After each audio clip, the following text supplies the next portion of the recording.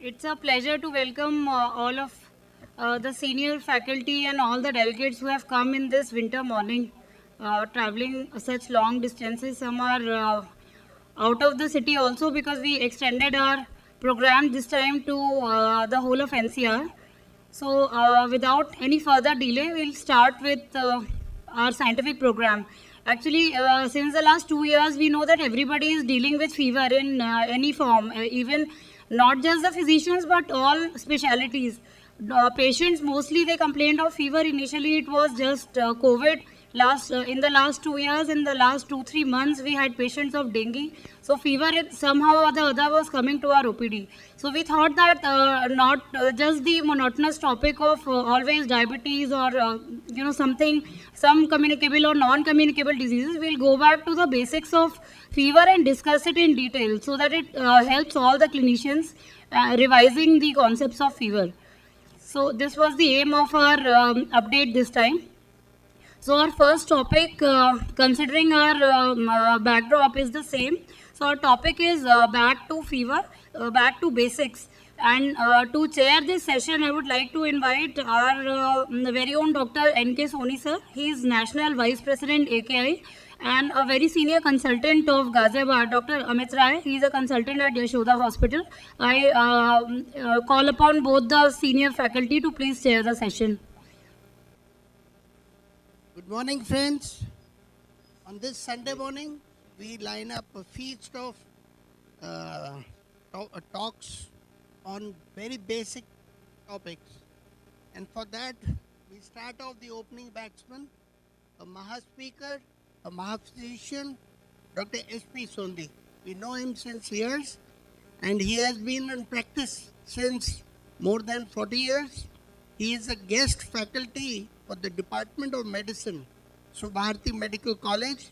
He has been a course coordinator for 5 sessions of PHFI certificate course of diabetes and has been organizing secretary of RSSDI UPCon 2019. He has contributed to various national journals and updates. So without wasting much time, I request Dr. Sondhi to please come over. Hello. Yeah. So good morning, friends. It's great to be back amongst friends and friends like Dr. Chawla, Dr. Amitji, Dr. Soni and Pankaj and all. This was very much against wishes of my wife because we just are getting out of marriage ceremonies of my younger son, which went on from 1st to 20th of December, and he's leaving today. And so my wife said, you should be home. I said, I'll be home soon, don't worry. But I wanted to be here because ek to sang lag gaya hai. We have not been physically meeting each other. And then I thought that very soon the old days of Corona is going to come again. So before the Omicron strikes us, we should at least meet each other. And when Dr. Pankaj asked me what topics amongst fever you will take, I said, I'm basically a physician who wants to stick to basics because that's what helps us in diagnosis. And this topic was stimulated by one Dr. Sanjay Jain. I don't know whether you know or not. Dr. Sanjay Jain is an orthopedician in Meerut. He's a good orthopedician, but for the last about 10 years or 12 years, he have shifted to Ayurveda. And he's a staunch criticizer of the modern way of allopathic medicine. Sometimes I don't like him, but whether you like him or not, he sometimes says very correct things. And when we were treating COVID, he was deadly against using paracetamol in all patients. And he was putting his arguments one after the other on the WhatsApp groups that we are doing an incalculable harm in giving all our patients paracetamol. He says that should not be given. And that stimulated my mind. I said he may be talking sense. And so I took this topic and I'm going to cover some of this in my presentation. I asked him before I made the presentation to send me all the details of, research papers which he thinks on basis of which he has made up his mind that paracetamol should not be given to all people. And so he sent me all those articles. I have included them in this. So I start. It's not easy to define anything. Defining love, defining hate is very, very difficult. Putting them all together in one or two sentences is not easy. So similarly, it's true for as far as fever is concerned. But we will have to define. Fever is defined as a state of elevated core temperature, the core temperature of the body, which is often, but not necessarily, a part of defensive response of multicellular organism host to the invasion of life microorganisms. So whenever a microorganism or an inanimate matter recognized as alien by us invades us, then this is a kind of a response. And we have to think philosophically, if it is a response, is it good, is it bad, or what it is? Well, we have a thermostat in our body which is in the hypothalamus and which gets two kind of senses. One, by the warmth of blood flowing through it, that's one kind of sensation going into the hypothalamus. And the second is from the nerves of the skin, which tells us whether it's cold or warm or what. So there are two kinds of sensations which are going into the hypothalamus, and on which the hypothalamus decides that, suppose the hypothalamus is set on a point of, say, 37, if the ambient temperature is going above that, the skin, senses the warmth, and that is conveyed to the hypothalamus, and then it starts sweating, so that the body temperature should be brought down to a set temperature. It's almost like air conditioning system of a air conditioner. You set a point, you fix it at 25, you can actually fix it at 20, or you can actually upgrade it.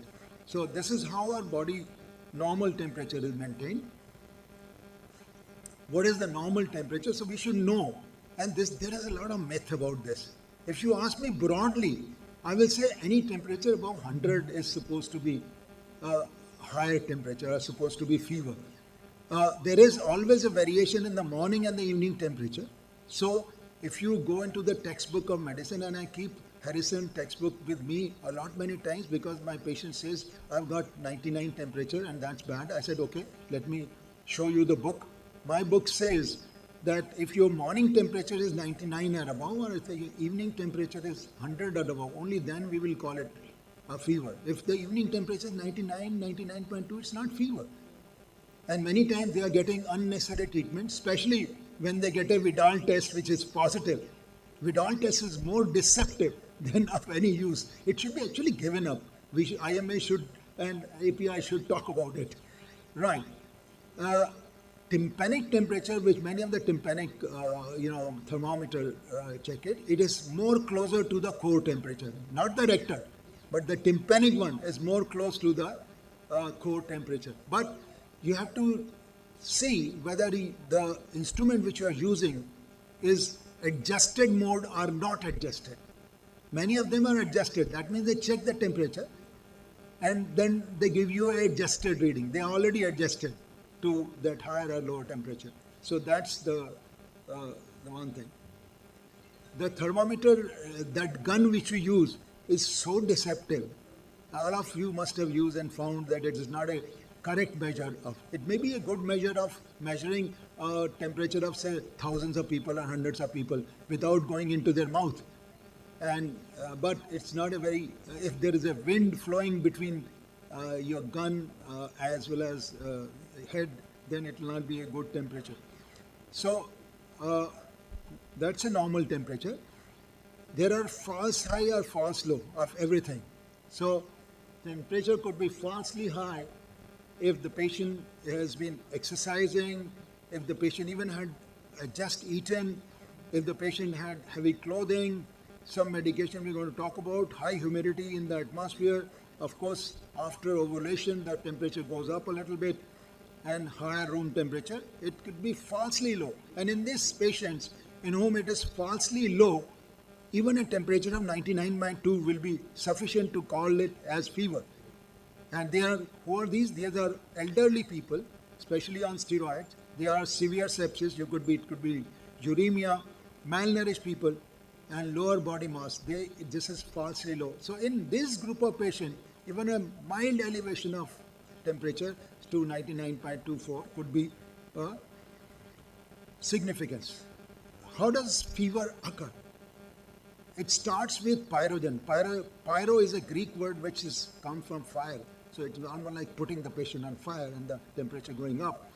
There are exogenous and endogenous pyrogens available. Exogenous, we all know, bacteria or bacterial products. In gram-negative bacteria, it is mainly lipopolysaccharide. And in gram-positive, we know some of the gram-positive, like Staphylococcus or some Streptococcus, secrete TSS, toxic shock syndrome proteins, and these are the products which cause fever. There are some endogenous pyrogens which are mainly cytokines. One of the most important cytokine we'll talk about is PGE2, which sets the brain temperature high. So if our patient is on anti-cytokine therapy, he should actually have no fever, because it is the cytokines which actually cause fever ultimately. But that's not so, and whatever our experience has been with use of anti-cytokine therapy, and I have not used anakinra, but some of us have used this IL-1 antagonist in treatment of rheumatoid, and some of us have used TNF-alpha inhibitor, IL-6 receptor inhibitor. Even then there is fever, because all these receptor blocker or something, they inhibit only one of the cytokines, and there are many cytokines involved. So even if your patient is on anti-cytokine therapy, he is likely to have fever. What is the pathway of fever? Well, the pathway of fever is this, that, as I said, microbial or endogenous pyrogens, they release cytokines, and it is the PGE2 which sets the temperature in the hypothalamus to a higher level. It says, no, we should not have 37 degrees Celsius, we should have higher temperature than that. And it sets it high. Once it sets it high, then the body tries to bring the temperature up. One of the ways of bringing the temperature up is causing vasoconstriction, cold skin, shunting the blood from outer skin to internal organs, because from the outer skin there is evaporation, there is loss of heat. So body tries to prevent the heat loss and shunt that blood into the internal organs and cause the core temperature to go up by at least 1 to 2 degrees Celsius without any extra production of heat. So there are two ways the body brings up the temperature up. One, by preventing heat loss, and two, by increasing thermogenesis. So how does thermogenesis occur? There are two kinds of fat in our body. Brown fat, which is seen more in children than in adults, but brown fat is is thermogenic. So if you have to have a fat, you should have a brown fat. There are many people who say how to turn the white fat into brown fat. Well, there are no sure methods.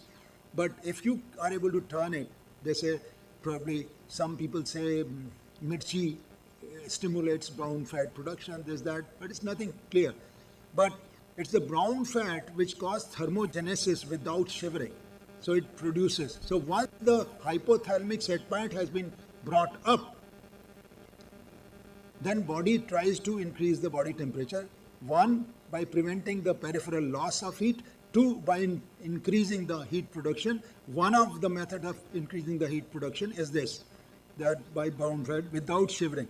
Then, of course, all of us know that we shiver and the muscles generate more heat, and that is a very clear way of increasing the body temperature. Usually shivering is seen in any fever which rises abruptly. It was 99 and then suddenly in 1 hour it goes to 103. There has to be shivering, because the other methods will not be able to bring it to that level. So shivering is not specific to any disease, it is specific to a sharp rise in body core temperature. Then body does some behavioral changes, because body wants, now the set point has been brought up, so body says, okay, save save heat, and you seek warm rooms, wear extra clothes. This is a behavioral change which brings up the temperature to that set point. This, in short, talks about how does it happen. Right from it's repeating the same, that infectious agents work on macrophages, etc., which release cytokines, and these cytokines, one of the major cytokines is PGE2, which brings up the thermostat, and then these things happen and it causes fever. There are drugs which work, corticosteroid which work, antipyretics which work on PGE2, and then there is dantrolene. Dantrolene is a muscle relaxant which, if given, can work on that shivering. What are the types of fever? Basically, all of us know that continuous fever in which there is not much of fluctuations and never touches the normal. Remittent fever in which there is fluctuations but never touches the normal. Intermittent is which touches normal, and step ladder, which we used to see in typhoid. I don't think we see it anymore because of use of antibiotics, antipyretic, etc. We will call it hyperpyrexia. Revising what you were told in third year was more than 106.7 or 41.5 degrees. The treatment is mainly antipyretic and cold water sponging. Not one of these, but both of these. Hypothalamic fever, because the set point is here in the hypothalamus. If there is a disease of hypothalamus and the set point has been deranged because of tumor, trauma, hemorrhage of the hypothalamus, then we will call it hypothalamic fever. And then there is fever or hyperthermia. There is I think there is a talk about hyperthermia, so I will not talk much about that. I only say that if the external temperature is very high and the body's capacity to deal with that external temperature has been exhausted, the patient has been working in a very hot atmosphere at the temperature of 50 degrees or 47 degrees for a long time, and body has exhausted its resolve. It has been perspiring, and even with that, the temperature is not coming down. Then we have hypothermia. So the basic difference is, in fever, the set point has been set high in hypothalamus, but in hyperthermia, the set point is right there, but body has exhausted its reserve. That's the basic difference, but there is a whole talk on hyperthermia, so I won't go into detail. Does fever always mean infection? And I'm reminded of one of the quotations of Sherlock Holmes, which says there is nothing more deceptive than an obvious fact. Many times what is obvious is not true.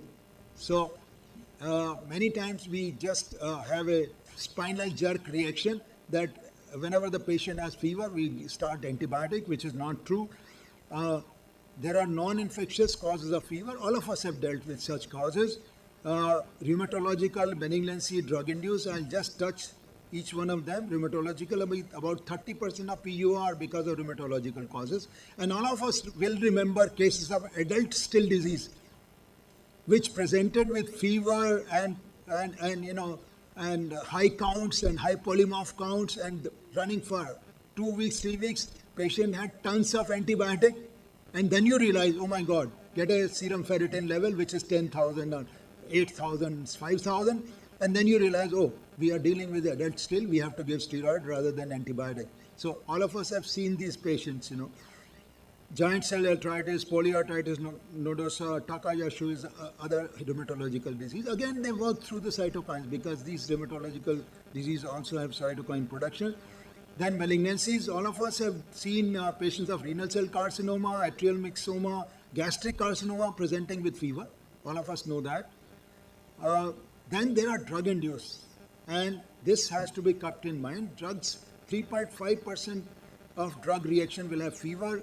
They will also have increased eosinophilia, and usually it will happen 7 to 10 days after the introduction of the drug. It could be hypersensitivity, like an antibiotic, anticonvulsant. There could be a DRESS syndrome, drug reaction with eosinophilia, with systemic symptoms. And the systemic symptoms will be rash, lymphadenopathy, etc., etc. And all of us have seen such cases. There could be administration-related. We have seen post-vaccine fever. Pharmacological actions, antineoplastic, altered thermoregulation by thyroid hormone and anticholinergic, idiosyncratic reactions with serotonin, linezolid, etc., etc. Other causes could be blood cell transfusion, thromboembolism, thyroid storm, these are pancreatitis, these are all not. So, a lot of pancreatitis patients have fever, and that doesn't mean that the patient has infection and you got to put them on antibiotics. Other responses associated with fever, other than cytokine production, there is a reduced level of iron, zinc, and manganese.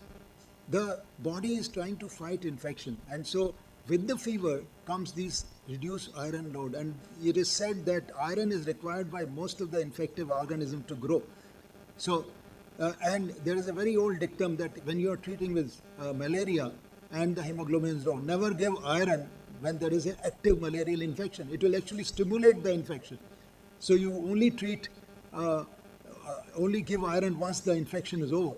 So low iron is a kind of a response of the body to deprive the organism which is invading and let it die.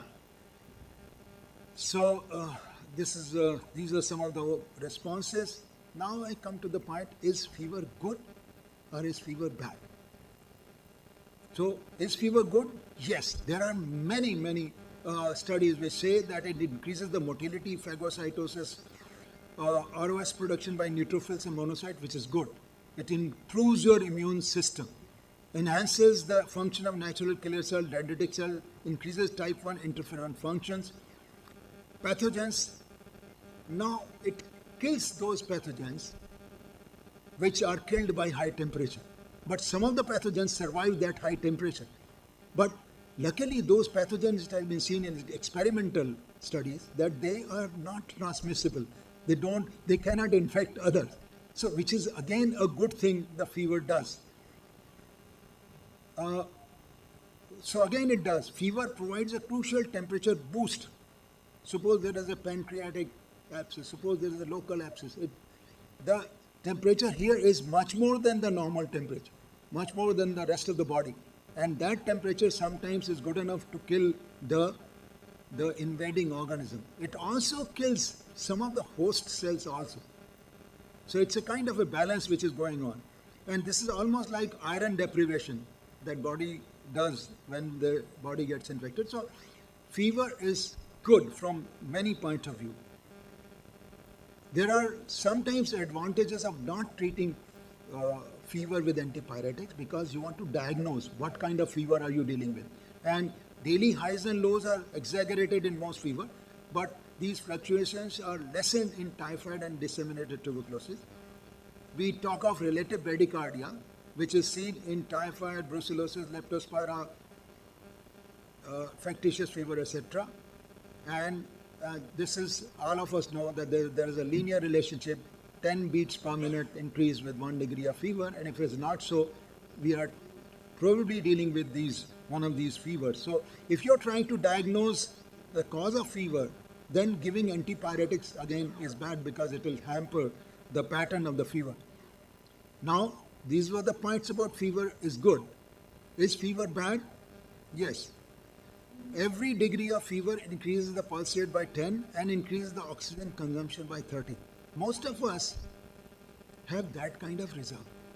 We are normal, our oxygen is normal, so we have that kind of reserve. If we have that kind of reserve, even a 20% increase in oxygen consumption won't matter. We'll be able to supply that oxygen. But there are some in which it matters. Central nervous system, the temperature which goes for more than 41 degree will lead to adverse effect like delirium and seizures. At 42 degree, it could cause coma. So beyond it, there is also an increase in the muscle proteolysis, and insensible water loss could be increased. So these are the downsides of fever. That these are the problems which fever can give. This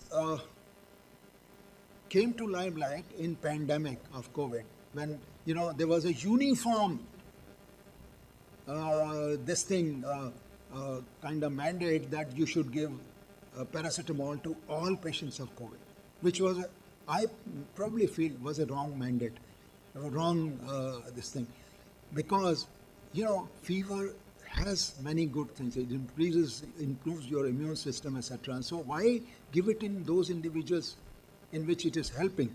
So there were many actually articles during that period. And this is one of the articles published in 2020 which said, let fever do its job. And they said the fever does good things, kills the pathogen, but also kills some bit of host. So there has to create the balance, and this is called immune brinksmanship. Do we have studies? Unfortunately, there are no large-scale randomized controlled trials available comparing liberal with restrictive use of antipyretic. None available. There are short studies, but there is no large-scale studies done in about 20,000 patients, 30,000 patients of COVID or any other infection where you gave half the population a restrictive. That means you give paracetamol only above 103, not below 103. And others you give right at the beginning. There are no studies. So that's why we have no evidence-based guidelines. Human studies show that there is slower healing of varicella. There is a study which shows slower healing of varicella and longer duration of malaria infection if you use antipyretic. These are again small studies. Fever improves the outcomes. There are some small studies. Fever suppression doesn't improve the outcome. There are some small studies. So just decreasing fever doesn't make the patient well. This was studies on animals. So these are studies on animals which I am presenting. Effect on mortality of antipyretic in the treatment of influenza in animals, not in human beings. And there is a meta-analysis. And if you look at this meta-analysis, it says that if you treat fever, most of the studies says it's bad, the mortality increases. This is animal studies. We don't have similar human studies. If we had similar human studies, we would have been advocating that you should not use antipyretic in all individuals. So these are the up and benefits and costs. We have already discussed about that. I'll just get this. So treatment of fever is highly recommended in the following patients. So if your patient is already has a pre-existing impairment of cardiac, pulmonary, CNS, then you must treat any fever, because every 1 degree of fever will increase the oxygen consumption by 13%. They cannot afford that higher oxygen consumption. So they should be treated.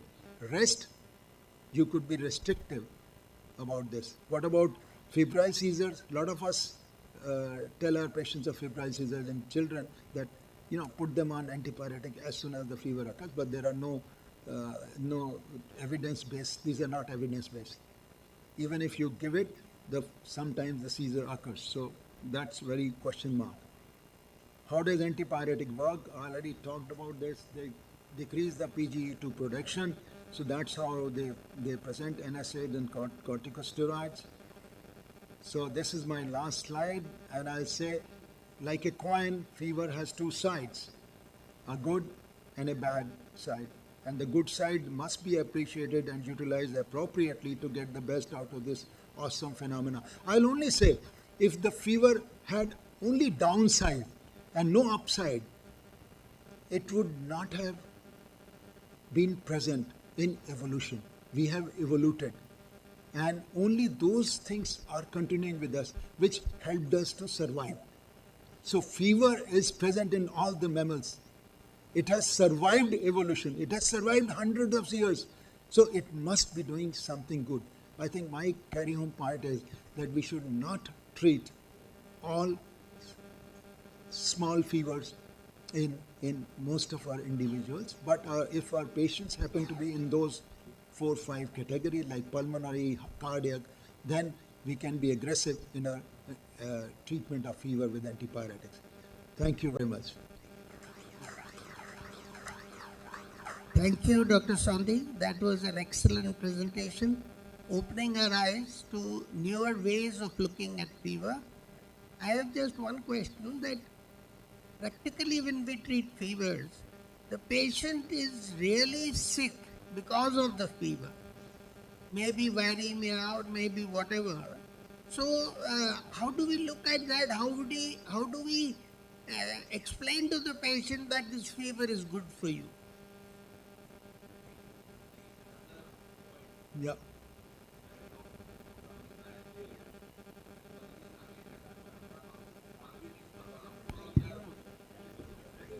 So I think the number one thing is we have to have conviction in ourselves. That's number one. Let me revisit dengue.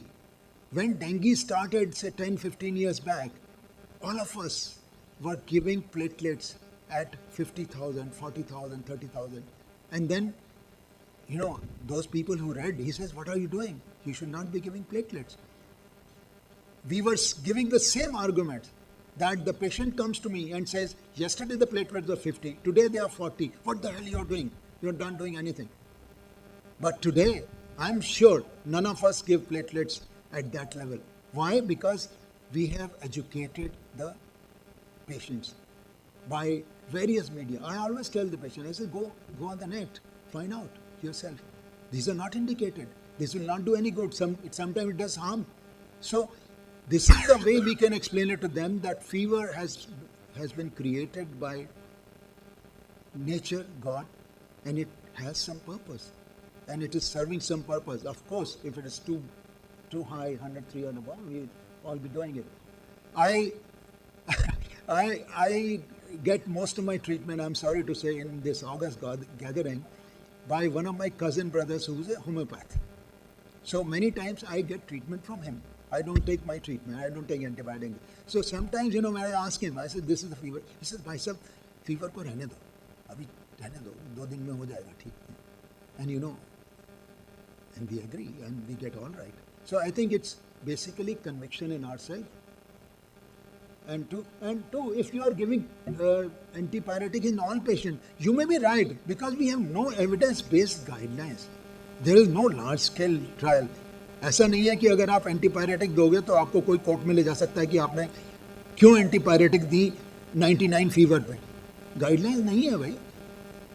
कोई large scale trial ही नहीं है जिससे evidence based आपको पता लगे. But there are evidences to say that a small degree of fever is actually doing good rather than harm.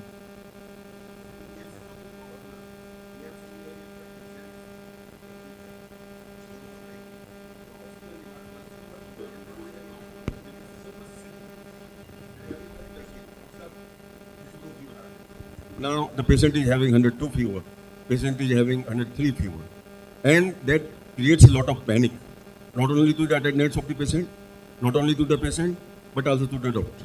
And the oxygen saturation, it suddenly decreased down, it fell down.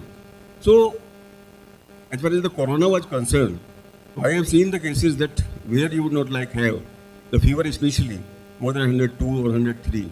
And I don't know if we are giving, I am addressing the whole of the house that perhaps everyone, if the patient is having fever, is advocating the भैया dollar ले लो, you can take it 6 hourly, or if the fever is not coming down, तो सब fever ही नहीं कम हो रहा है इससे dollar से, तो you can take it 4 hourly.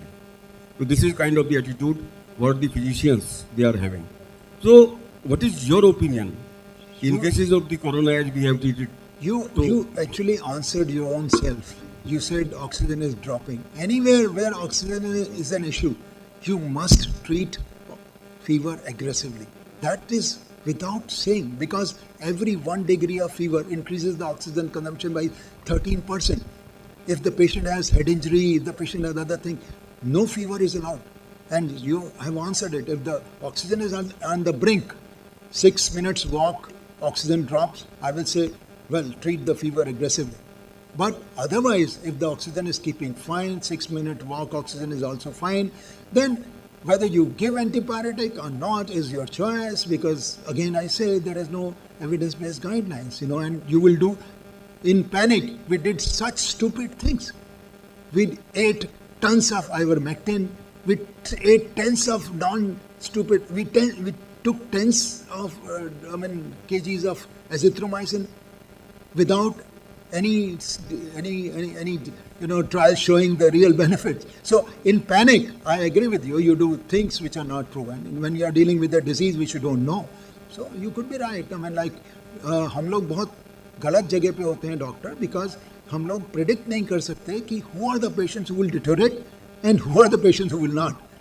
And so any patient amongst in our care, if he deteriorates, he will blame something or the other. I totally agree. In panic, you can do anything. But I wanted you to see the other side of the other side of the coin and appreciate that fever does something good also. It's good for immune system. It's good for many other things. But yes, you are right. If oxygen is an issue, it's very clear. Thank you. Normally say if it is very high, 103, 104, you will need treatment. But if it is 100, 101, you will not treat. Again, patient is well, patient is able to tolerate it well, patient doesn't have associated diseases. And most of the viral fever anyway takes its own time and go, 3-4 days, 5 days goes. So if you treat it, it will go in 3-4 days. If you don't treat it, it will go again in 3-4 days. Thank you, Dr. Sondhi. I am sure everyone is agreed that you have questioned our own knowledge of physiology about fever and the various aspects of fever, where to treat or what side effects and what to do disadvantage. So I congratulate you.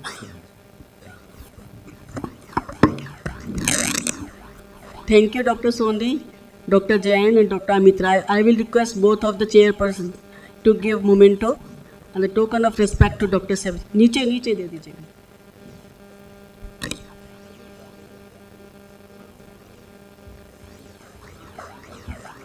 अभी आप लोगों ने fever के basics के बारे में detail में सुना. मैं हिंदी में ही बोलूँगी क्योंकि हमारे इसमें चैप्टर में रिक्वेस्ट की गई थी कि स्लाइड्स भी हिंदी में प्रोड्यूस करें. तो मैं सोच रही हूँ कि हिंदी में ही बोलूँ. तो अभी बेसिक्स के बारे में सुना और ये भी देखा. डॉक्टर सोंधी ने एक बार शुरू में फर्स्ट स्लाइड में बोला था, इट इज़ वेरी डिफ़िकल्ट, बहुत मुश्किल है किसी भी चीज़ को डिफ़ाइन करना. तो मुझे एकदम एक बात क्लिक करी कि हम लोगों के इसमें फीवर्स को या किसी भी चीज़ को डिफ़ाइन करना मुश्किल है, लेकिन हमारे जीवन में हमारे एक नेता ऐसे हुए हैं जो एक लाइन में सब बात बोल दिया करते थे. किसी के जहन में आया उनका नाम, एक बात में सिर्फ एक लाइन बोलते थे, पूरा बौद्धिक दे दिया करते थे. अटल बिहारी वाजपेयी, जिनका कल जन्मदिन था, एक किस्सा उनका याद आया कि एक बार लोकसभा में भ्रष्टाचार पे बात चल रही थी. अंतुले जी उस समय केस चल रहा था, सीमेंट कोई भ्रष्टाचार था. तो उन्होंने बोला, अटल बिहारी वाजपेयी जी खड़े हुए बोले, अध्यक्ष महोदय, यहाँ कुछ अनतुले हैं और कुछ तुले हुए हैं. तो चंद्रशेखर जी खड़े हुए, उन्होंने बोला, और पंडित जी आप क्या हैं? वो थोड़ा देर शांत रहे. फिर वाजपेयी जी ने बोला, अध्यक्ष महोदय, यहाँ कुछ अनतुले हैं, कुछ तुले हुए हैं, पर हम तो नपे तुले हैं. तो ऐसे थे हमारे वाजपेयी जी. उन्हीं के बात के लेकर आगे चलते हुए फीवर के बारे में बेसिक्स आपने सुना और ये भी सुना कि बहुत ज़्यादा मिसयूज़ होता है एंटीबायोटिक्स वगैरह का. तो अब जो हमारा नेक्स्ट टॉपिक है, rational use of antibiotics for febrile illnesses. और इसके लिए मैं बुलाना चाहूँगी हमारे चेयरपर्सन डॉक्टर अशोक कुमार, जो head of the department Santosh medical college medicine में हैं, डॉक्टर नरेश मित्तल जो हमारे सीनियर फिजिशियन हैं, और doctor YP Singhal. Doctor YP Singhal भी सीनियर फिजिशियन है हमारे गाजियाबाद के. मैं तीनों को रिक्वेस्ट करूँगी कि एज चेयरपर्सन वो स्टेज पर आएँ और इस टॉपिक को बोलने जा रहे हैं. हमारे एपीआई के भीष्म पितामह जो बोला गया था ना शुरू में, तो सब पहचान गए होंगे कौन है भीष्म पितामह? यस, सब लोगों ने पहचान लिया, डॉक्टर एन के सोनी. तो डॉक्टर एन के सोनी